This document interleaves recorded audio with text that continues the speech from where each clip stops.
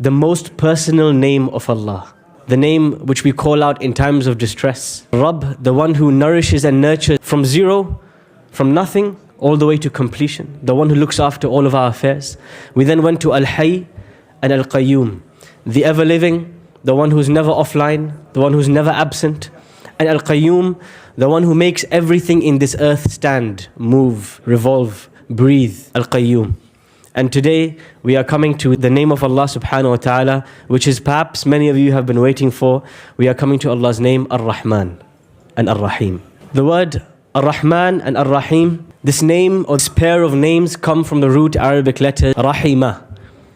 And Ar-Rahim in the Arabic language refers to the womb of a mother. What does the womb of a mother have to do with Rahmah? Yes. Beautiful. What's your name?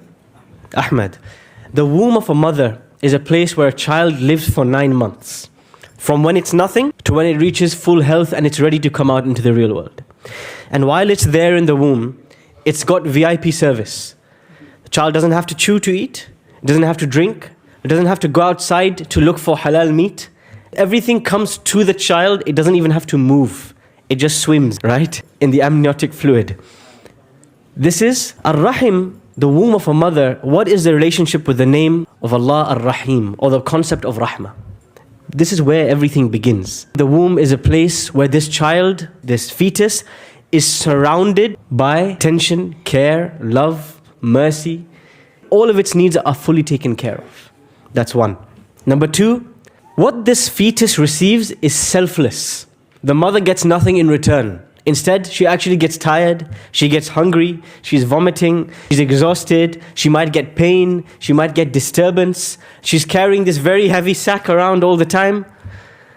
So what the child is getting, it's not giving anything back. It's a selfless love. And it's everything provided for. This is the original meaning of Ar-Rahim, the womb. It's that safe space where you feel you are not in need of anything. You don't have to ask for anything. Before you ask, your needs are provided for. And all of this is done in a seamless manner. And then when you're ready, you're brought out into the harsh, cruel world where you have to go and get things, where you have to now go and fight, you have to go and get into conflict, you have to go and try, exhaust yourself. But inside the womb, it is the safest place. And this is why, according to some biologists, human beings, when they want to feel comfortable, why do they curl up? Because the human body naturally feels safe in the position that it was in the womb of the mother. You're never going to find in your life a similar safe, soft, enjoyable place to live than the womb of the mother. That's safe space. And therefore Ar-Rahmah. Ar-Rahmah is a kind of love, a kind of compassion. Because if He hadn't taken it away, we would have never realized. We would have never treated them well. We would have never sought forgiveness from Allah. So when Allah takes something away, it doesn't mean He's being harsh. It doesn't mean He's punishing you. It means He's having mercy on you. This is another way to see it. Allah subhanahu wa ta'ala never gave it to you in the first place. I'll give you an example how to think in this way.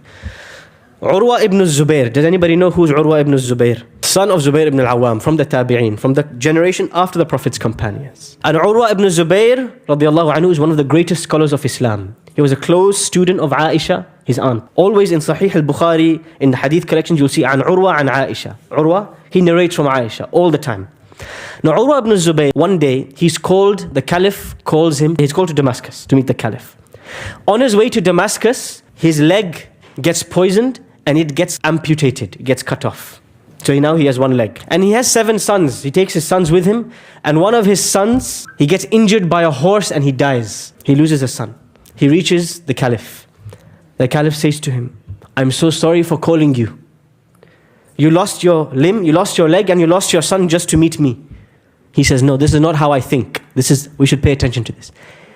Allah gave me 4 limbs and He only took away 1. Allah gave me 7 sons and He only took away 1. They call this type of thinking the glass half full. When you have a cup of water and it's half full, there's 2 ways to see it. You say, look, my glass is half empty. It's a negative way of seeing it. You say, the glass is half full. Alhamdulillah. Today, someone messaged me.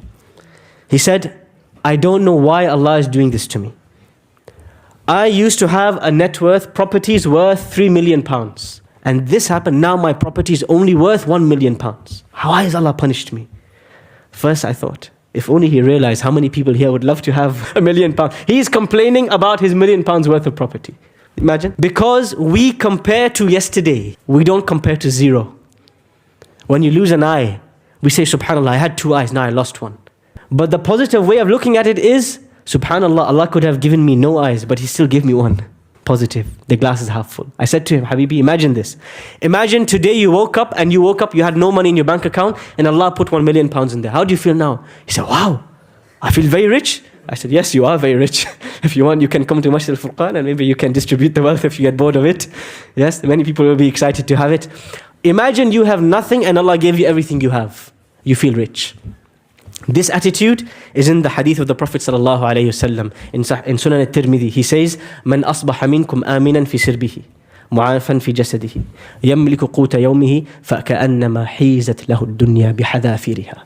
Whoever wakes up in the morning, you wake up in the morning, you rub your eyes.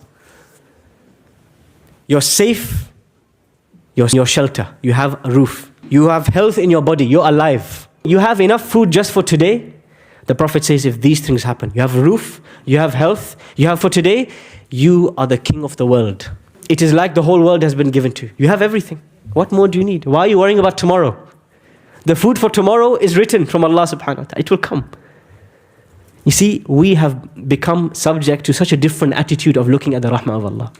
We become overthinkers. We want everything planned, everything sorted, the kids' college, university education, saved for, everything saved, hoarded, investments, everything. Allah, the Prophet ﷺ teaches us, think as though you have nothing and Allah made you rich. That is the meaning in Surah Al-Duha. And where do we learn this from? This Surah Ar-Rahman. Who can tell me which ayah keeps repeating in Surah Ar-Rahman? This is the homework. Before next week, go home, read Surah Ar-Rahman with its meanings. Think carefully. What is Allah saying to you about Ar-Rahman? What does it mean to appreciate Ar-Rahman? فَبِأَيِّ آلَاءِ رَبِّكُمَا تُكَذِّبَانِ. Which of the blessings of Allah will you both deny? Who's you both? Sorry? Humankind and jinnkind. Now, beautiful situation. When this surah is revealed, the Prophet ﷺ goes to his companions and he recites to them the whole surah.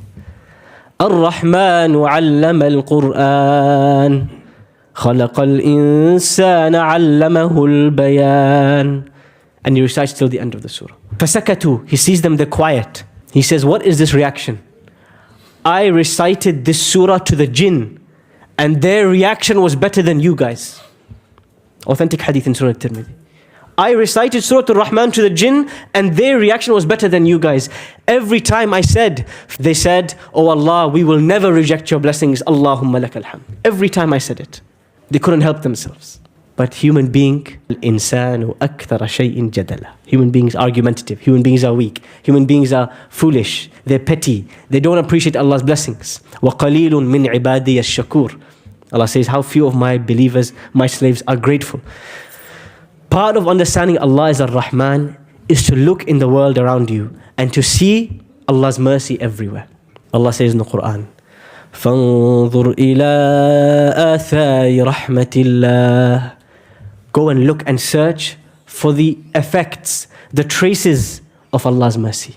How Allah revives the dead earth and He gives it life. Someone who understands the name Ar-Rahman, they don't look at the world like anybody else. Number one, when they have tests, we said they look at a glass half full. Subhanallah, I woke up this morning, I had no clothes. Now Allah gave me one thobe and an overcoat. I am blessed. They don't think about the rest of the wardrobe. They don't compare themselves to others. They imagine I have nothing, Allah enriched me.